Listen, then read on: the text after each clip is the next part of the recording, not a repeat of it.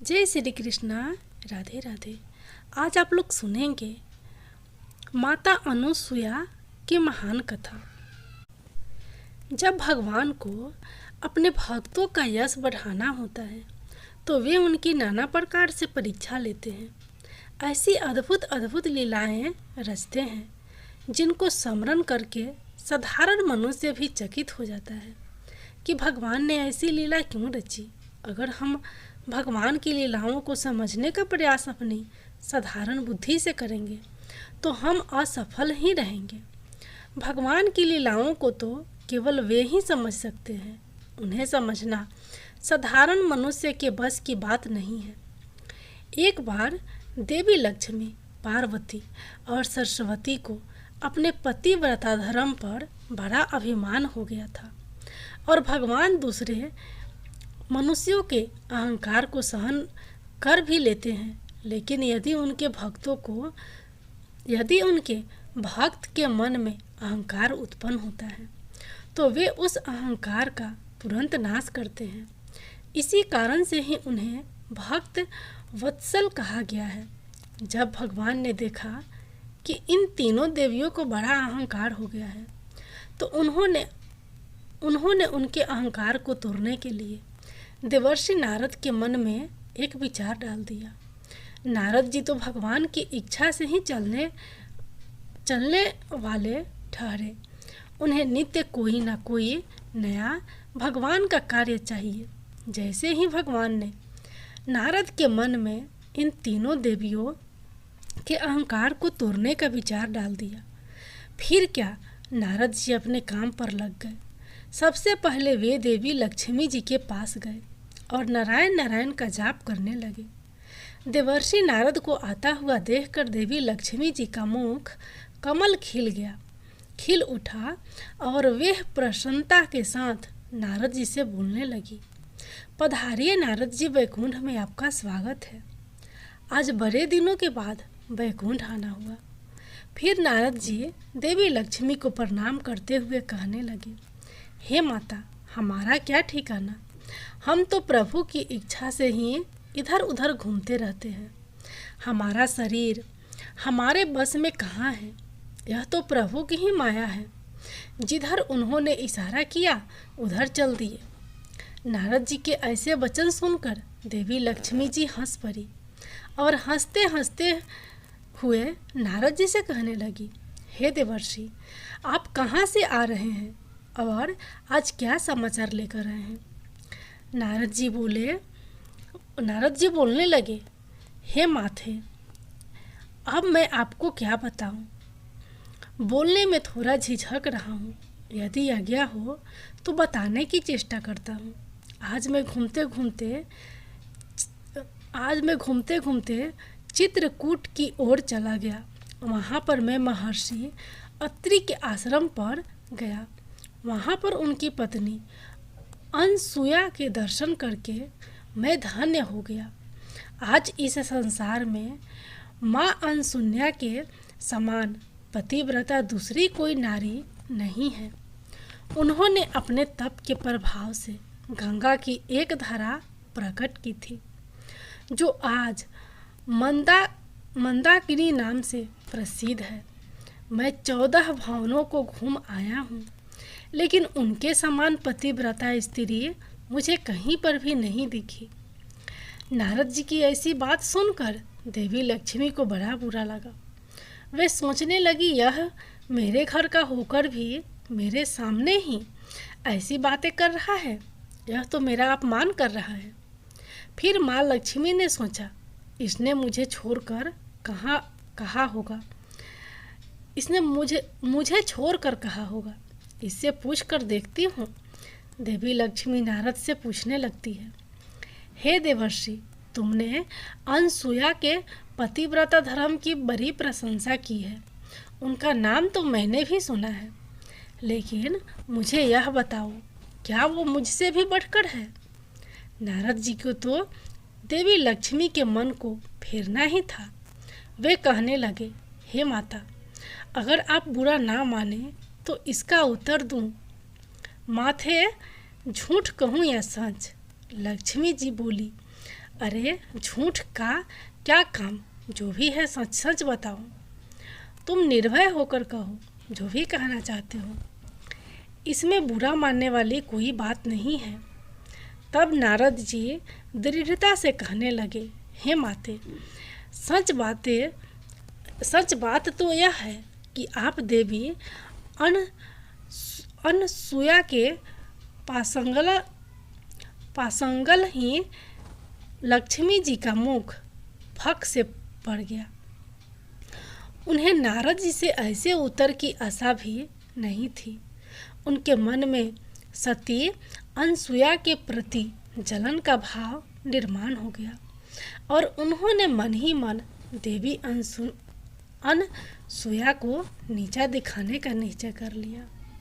फिर देवी लक्ष्मी नारद से बोली, अच्छा नारद, अनसुया मेरे पसंगल है या मैं उनके पास पसंगल के समान हूँ, यह तो समय ही बताएगा। नारद जी को तो कलह का बीज बोना था, वह तो उन्होंने कह दिया। देवी लक्ष्मी के मन में अनसुया के प्रति जलन का भाव उत्पन्न हो गया। आगे देवी लक्ष्मी कुछ कहती उससे पहले ही नारद जी कैलाश की ओर निकल पड़े। इधर देवी लक्ष्मी जी मुंह फुलाकर बैठ गई।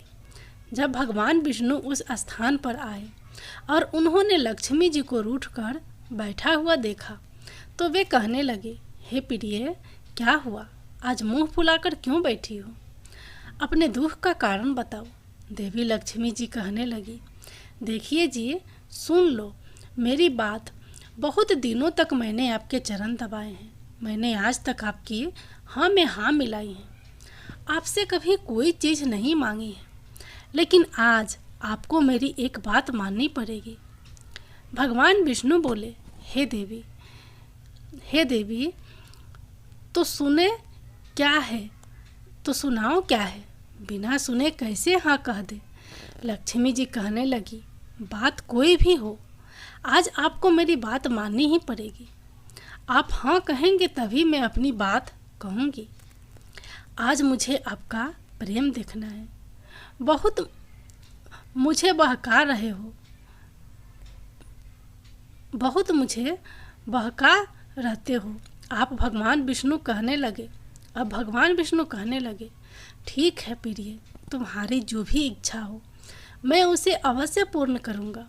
तब देवी लक्ष्मी प्रसन्नतापूर्वक कहने लगी, हे प्रभु, आपको देवी अनसुया का सती भंग करना होगा, बस यही इच्छा है मेरी।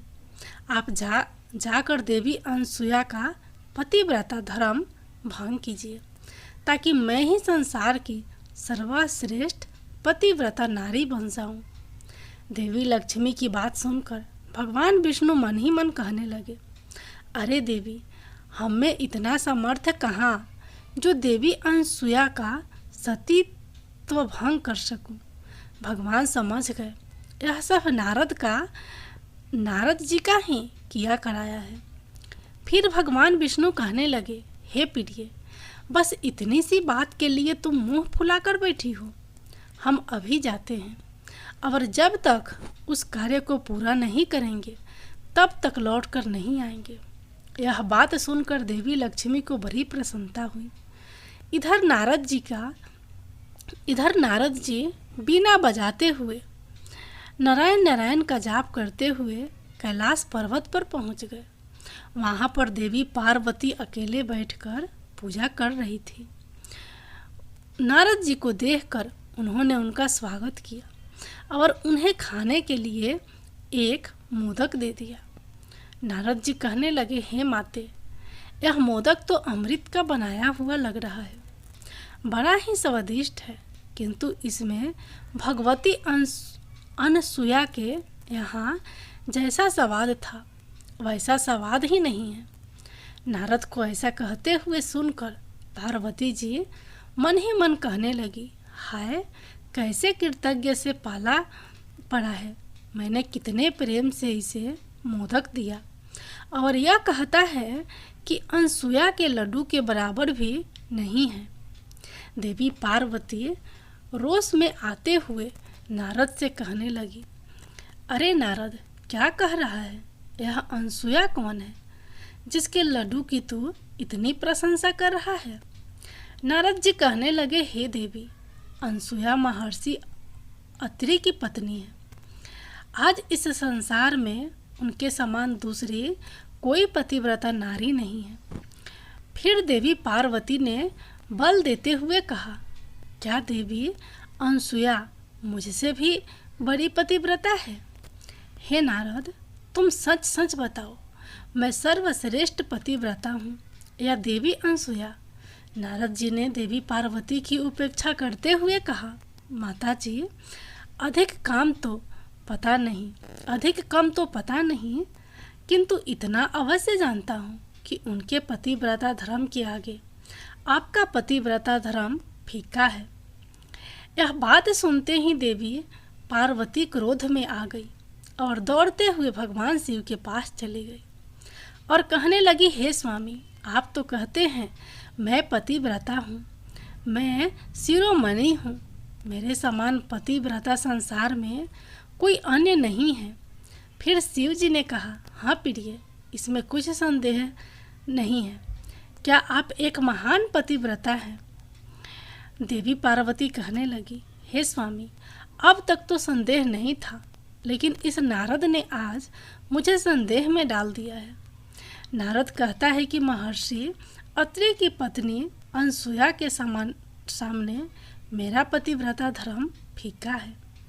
यह बात सुनते ही महादेव हंस पड़े और बोले, कहाँ है नारद, उसे मेरे पास लेकर आओ। देवी पार्वती ने इधर उधर देखा तो नारद जी उस स्थान से जा चुके थे। देवी पार्वती कहने लगी, हे स्वामी, नारद तो चला गया, किंतु आप मुझे बताइए, क्या नारद ने सत्य कहा है? क्या देवी अनसुया मुझसे भी बड़ी पतिव्रता है? स्त्रियों के मन की जलन भोलेनाथ क्या जाने। वे कहने लगे, हे प्रिय, नारद ठीक कहता है, तुम देवी अनसुया की समानता नहीं कर सकती। यह बात सुनते ही देवी पार्वती ने भगवान शिव के चरण पकड़ लिए और दुखी मन से कहने लगी, हे स्वामी, अब इन चरणों को मैं तभी छोड़ूंगी जब आप अनसुया का पतिव्रता धर्म भंग करके मुझे संसार की सर्वश्रेष्ठ पतिव्रता बना देंगे। भोले बाबा अब अपने सांपों को संभालते हुए बोले, भोले बाबा अब अपने सर्पों को संभालते हुए बोले, देवी, हम प्रयत्न करेंगे, किंतु बीच में तुम कोई विघ्न उत्पन्न मत कर देना। स्त्रियां क्षण भर में रूठ जाती हैं और क्षण भर में संतुष्ट। फिर पार्वती जी कहने लगी, हे स्वामी, मुझे तो आपकी डर है, आप ठहरे भोलेनाथ। पुरुषों की यही नीति होती है कि छल से बल से डंट फटक कर सच झूठ बोलकर स्त्रियों को ठग लेते हैं। अब उस ठग विधा का प्रयोग करके आप अनसुया का पतिव्रता भंग कीजिए। पार्वती की बात सुनकर शिव जी हंस पड़े और मन ही मन कहने लगे, जो दूसरों के लिए खाई खोदता है वह उसी में गिर जाता है। फिर शिव जी कहने लगे, हे प्रिय, अब मेरे चरण छोड़ दो, मैं अभी उस कार्य के लिए जाता हूँ। देवी सती ने भगवान शिव के चरणों को छोड़ दिया। फिर शिव जी महर्षि अत्रि के आश्रम की ओर निकल पड़े। इधर नारद जी लोक में पहुँचे। नारद जी लोक में पहुँच गए। वहाँ पर देवी सरस्वती नारद जी का स्वागत सत्कार किया और कहा, हे नारद, तुम तो हमें भूल ही जाते हो। अब की बार तो बहुत दिन बाद आए हो। आज तुम अवश्य कोई महत्वपूर्ण समाचार लेकर आए होंगे। नारद जी कहते हैं, हे माते, आज मैंने पृथ्वी लोक पर एक अद्भुत बात देखी है। महर्षि अत्रि की पत्नी अनसुया के पतिव्रता धर्म का बड़ा ही प्रभाव है। समस्त ऋषि मुनि आकर उनकी स्तुति करने लगे हैं। सभी ऋषिगण कह रहे हैं कि उनके समान पतिव्रता संसार में दूसरी कोई स्त्री नहीं है। नारद की यह बात सुनकर देवी सरस्वती के मन में क्षण मात्र के लिए रोष हुआ और वह कहने लगी, हे नारद, क्या वह मुझसे भी बढ़कर पतिव्रता है? तब नारद जी कहने लगे, अब माता जी, यह मैं कैसे कहूँ? अपनी माँ तो माँ ही है, वही मेरे लिए सर्वश्रेष्ठ है। किंतु सभी ऋषि मुनि ऐसा कह रहे हैं कि देवी अनसुया से बढ़कर संसार में कोई पतिव्रता नहीं है। यह बात सुनकर देवी सरस्वती को बड़ी चिंता होने लगी। उन्होंने नारद से कहा, शीघ्रता से जाओ और अपने पिताजी को बुला कर लाओ। माता जी की आज्ञा का पालन करते हुए नारद जी शीघ्रता से ब्रह्मा जी की सभा में चले गए। वहाँ पर ब्रह्मा जी देवताओं और दानवों के साथ महत्वपूर्ण विषय पर चर्चा कर रहे होते हैं। नारद जी ने ब्रह्मा जी को माता सरस्वती का संदेश सुना दिया। हे परम पिता, माता जी ने आपको शीघ्रता से बुलाया। हे ब्रह्मा जी सोचने लगे, अवश्य ही कोई महत्वपूर्ण कार्य होगा। इसलिए वे तुरंत देवी सरस्वती के पास आ गए। ब्रह्मा जी के आते ही देवी सरस्वती ने उनसे पूछा, हे स्वामी, आजकल इस संसार में सबसे अधिक पतिव्रता कौन है? फिर ब्रह्मा जी ने विस्मय के साथ पूछा, हे देवी, अभी इस समय पर इस प्रश्न को पूछने का क्या कारण है? देवी सरस्वती ने हट करते हुए पूछा, कारण कुछ नहीं है, पहले आप मुझे मेरे प्रश्न का उत्तर दीजिए। ब्रह्मा जी प्रेम के स्वर में कहने लगे, हे प्रिय, तुमसे बढ़कर संसार में दूसरी कौन सी पतिव्रता हो सकती है? तुम ही सबसे महान पतिव्रता हो। फिर देवी सरस्वती कहने लगी, महाराज, आप ऐसी चटुकारिता वाली बातें ना कीजिए, सच सच बताइए। मैंने तो सुना है महर्षि अत्रि की पत्नी अनसुया को सभी ऋषिगण संसार की सबसे बड़ी पतिव्रता कह रहे हैं। यह सुनकर ब्रह्मा जी को कुछ चिंता हुई। वे मन ही मन मुस्कुराते हुए सोचने लगे, दाल में कुछ काला है। स्त्रियों में जलन का भाव जल्दी आ जाता है, लेकिन देवी अनसुया में दूसरों के प्रति जलन का भाव नहीं है। बात तो सत्य है, देवी अनसुया के समान पतिव्रता कोई नहीं है। देवी सरस्वती की बात को टालने के लिए ब्रह्मा जी कहने लगे, हे प्रिय, यह बात तुमसे किसने कही? फिर देवी सरस्वती इधर उधर देखने लगी तो नारद जी वहाँ से जा चुके थे। माता पिता की वार्ता को पुत्र को कभी नहीं सुनना चाहिए, इसलिए वे चुपचाप वहाँ से निकल गए। नारद को ना देख के देवी सरस्वती ब्रह्मा जी से कहने लगी, हे स्वामी, मुझसे यह बात एक काले चोर ने कही है, किंतु आप मुझे यह बताइए कि यह सत्य है या नहीं। फिर ब्रह्मा जी ने संकोच करते हुए कहा, मान लो कि यह सत्य ही है, लेकिन तुम्हें इसमें चिंता करने की क्या बात है? देवी अनसुया तो तुम्हारी पुत्र वधू ठहरी। देवी सरस्वती रोष में आकर कहने लगी, मुझे मानसिक पुत्रों से क्या संबंध? वे तो आपके शरीर के अंगों से प्रकट हुए हैं। देखिए, आप जैसे भी हो, उस अनसुया के पतिव्रता धर्म को भंग कीजिए, अन्यथा मैं आपसे बात नहीं करूंगी। देवी सरस्वती के ऐसे वचन सुनकर ब्रह्मा जी कुछ विचलित हो गए और कहने लगे, हे प्रिय, अच्छा ठीक है, मैं अभी जाता हूँ और उस कार्य को पूरा करता हूँ। फिर तीनों देवता ब्रह्मा, विष्णु और महेश मंदाकिनी नदी के तट पर महामुनि अत्रि के आश्रम पर पहुँच गए। परस्पर एक दूसरे को देखकर नमस्कार करते हुए उन तीनों ने अपने अपने आने का कारण बताया। फिर भगवान ने कहा, हम तीनों वेश बदलकर देवी अनसुया के आश्रम पर चलते हैं और पतिव्रता अनसुया की परीक्षा लेते हैं। फिर सभी ने बात को स्वीकार किया और तुरंत ही साधु का वेश धारण किया। तीनों देवता साधु का वेश धारण करके अनसुया के आश्रम के निकट पहुँचे। उस समय आश्रम पर महर्षि अत्रि नहीं थे। देवी अनसुया अकेली ही थी। उन्होंने जब उन 3 साधुओं को आश्रम पर आया हुआ देखा तो उन्होंने उनका स्वागत किया और उन्हें भोजन करने के लिए कंदमूल तथा फल भेंट किए, लेकिन उन साधु पुरुषों ने उसे स्वीकार नहीं किया। तब देवी अनसुया ने कहा, हे महात्माओं, मुझसे ऐसा कौन सा अपराध हुआ है जो आपने मेरी पूजा को ग्रहण नहीं कर रहे हैं। फिर उन तीनों देवताओं ने कहा, हे देवी, यदि आप हमें एक वचन दो तभी हम आपकी पूजा को स्वीकार करेंगे, अन्यथा नहीं करेंगे। देवी अनसुया ने कहा, हे मुनियों, घर पर आए अतिथि का सत्कार प्राणों का बलिदान देकर भी करना चाहिए। इसलिए आपकी जो भी इच्छा हो, जिस कार्य से भी आप प्रसन्न होंगे, मैं वह कार्य अवश्य ही करूँगी। देवी अनसुया ने ऐसा कहते ही वे तीनों साधु कहने लगे, हे देवी, आप निवस्त्र होकर हमारा अतिथि सत्कार कीजिए, यही हमारी इच्छा है।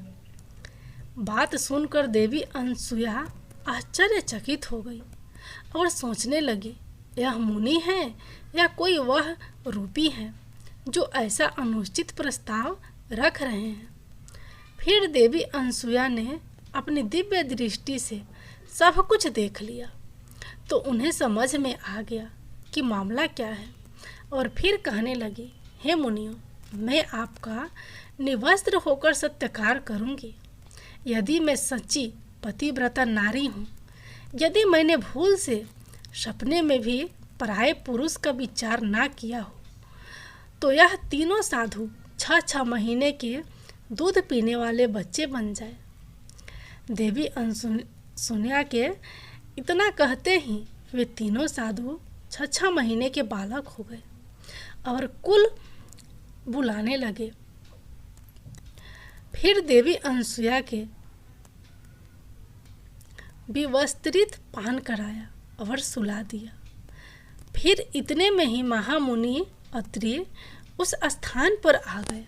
उन 3 छोटे छोटे बालकों को घर में देखकर वे आश्चर्यचकित होकर कहने लगे, हे देवी, यह तीनों अत्यंत सुंदर मनोहर रूप वाले बालक किसके हैं? फिर देवी अनसुया ने कहा, हे स्वामी, यह आपके ही बच्चे हैं।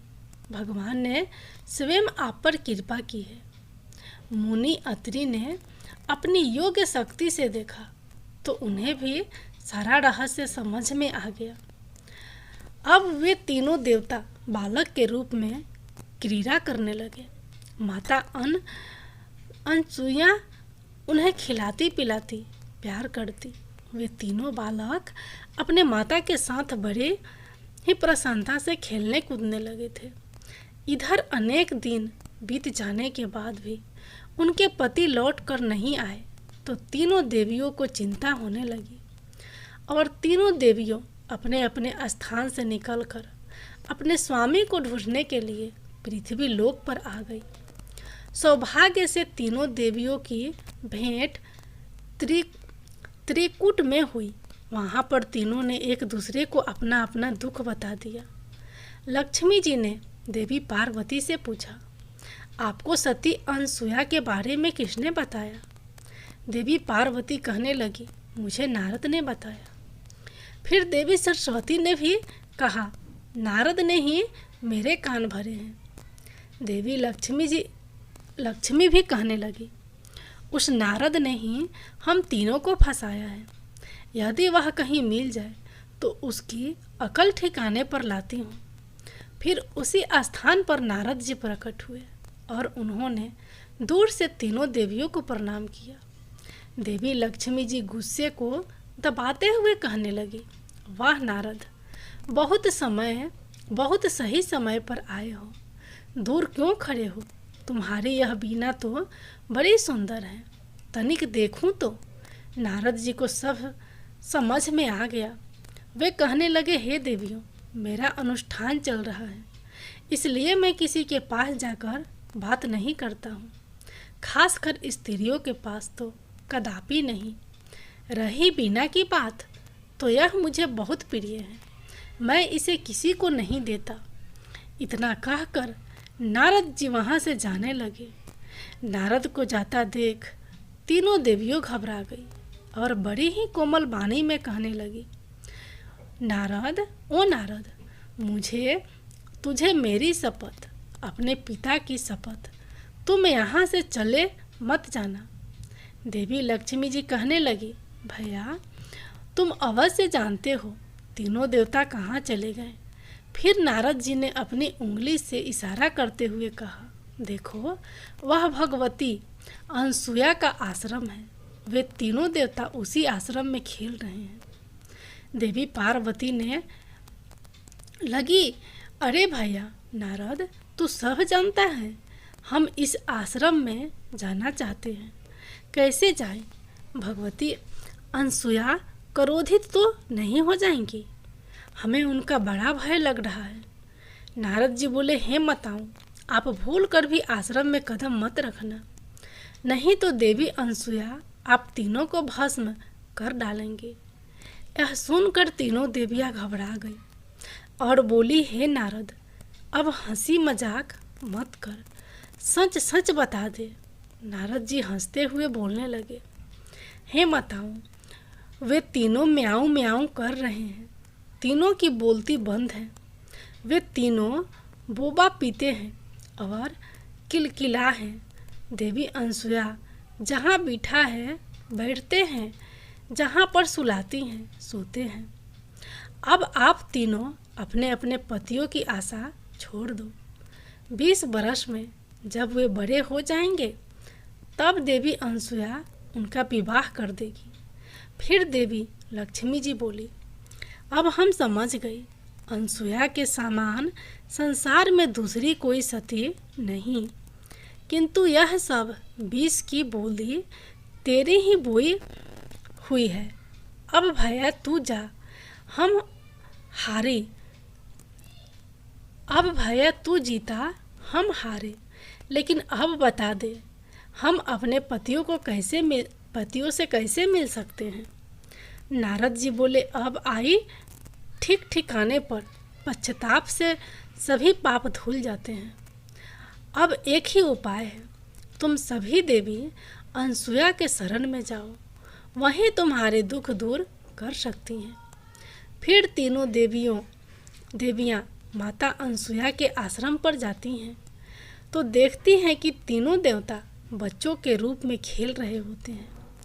देवी अनसुया उस स्थान पर नहीं होती है, वह स्नान करने के लिए गई थी। देवी लक्ष्मी भगवान विष्णु को देखकर कहने लगती है, हे स्वामी, क्यों ढोंग बनाए हुए हो, आप कृपया करके वापस आ जाओ। भगवान वहीं से हाथ हिला रहे होते हैं। भगवान देवी अनसुया के तप के वश में थे, इसलिए वे उन्हें बिना पूछे नहीं आ सकते थे। थोड़ी ही देर में देवी अनसुया उस स्थान पर आ जाती हैं। उन्हें देखकर तीनों देवियां उनके सामने आकर खड़ी हो जाती हैं और पुकारने लगती हैं, माता जी, क्या हम कुटिया के भीतर आवें? फिर देवी अनसुया उनसे पूछा, हे देवियों, तुम कौन हो और किस कारण से यहाँ पर आई हो? तीनों देवियों ने करुण स्वर में कहा, हम आपके पुत्र वधू हैं।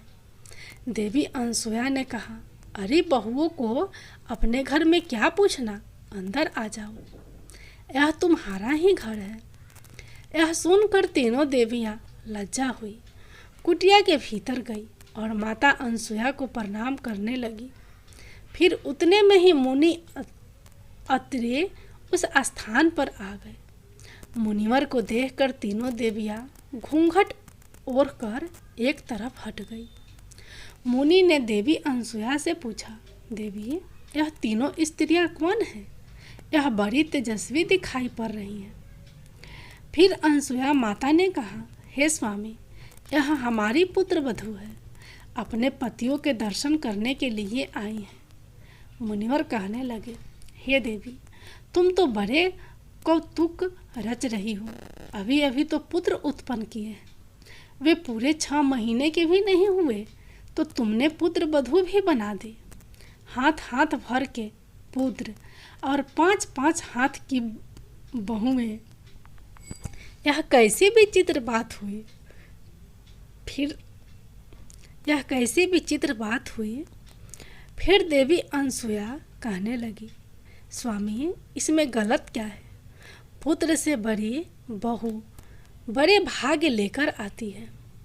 ऐसी कहावत है, हमारे बच्चे भी एक दिन बड़े हो जाएंगे। यह सुनकर मुनि अत्रि हंस पड़े और सारा रहस्य समझ गए। फिर तीनों देवियां सती अनसुया के क्षमा याचना करने लगी। हे देवी, हमें क्षमा कीजिए, हमसे बड़ी भूल हो गई। अब कृपा करके हमें हमारे पति लौटा दीजिए। देवी अनसुया ने कहा, मैं कहाँ मना कर रही हूँ, ले जाओ अपने अपने पतियों को गोदी में उठाकर, यह वहाँ सो रहे हैं। तीनों देवियों ने कहा, माता जी, अब हमें और लज्जित ना कीजिए, संसार में हमारी हंसी ना करावे, कोई क्या कहेगा, इन्हें जैसे का तैसा कर दीजिए। तीनों देवियों का दुख देखकर माता अनसुया का हृदय पसीज गया और उन्होंने अपनी योग शक्ति से तीनों बच्चों को फिर से उनके पूर्व स्वरूप में ला दिया। तीनों देव अपने अपने स्वरूप में आकर खड़े हो गए। फिर देवी अनसुया ने उन सभी को प्रणाम किया और उनकी पूजा की। माता अनसुया की पूजा से तीनों देव अत्यंत प्रसन्न हुए और उन्होंने देवी अनसुया को वरदान मांगने के लिए कहा। देवी अनसुया कहने लगी, यदि आप तीनों देवता मुझ पर प्रसन्न हैं तो मुझे यह वरदान दीजिए कि आप तीनों मेरे पुत्र हो जाए। फिर तीनों देवताओं ने तथास्तु कहकर कहा, हम तीनों अपने अपने अंश में आकर तुम्हारे पुत्र के रूप में प्रकट होंगे। फिर तीनों देवता से भगवान दत्तात्रेय का जन्म हुआ। इस प्रकार से तीनों देवताओं ने देवी अनसुया को वरदान दिया और अपनी पत्नियों से पूछने लगे, अब बताओ, संसार में सबसे श्रेष्ठ पतिव्रता कौन है? तीनों देवियों ने लजाते हुए कहा, भगवती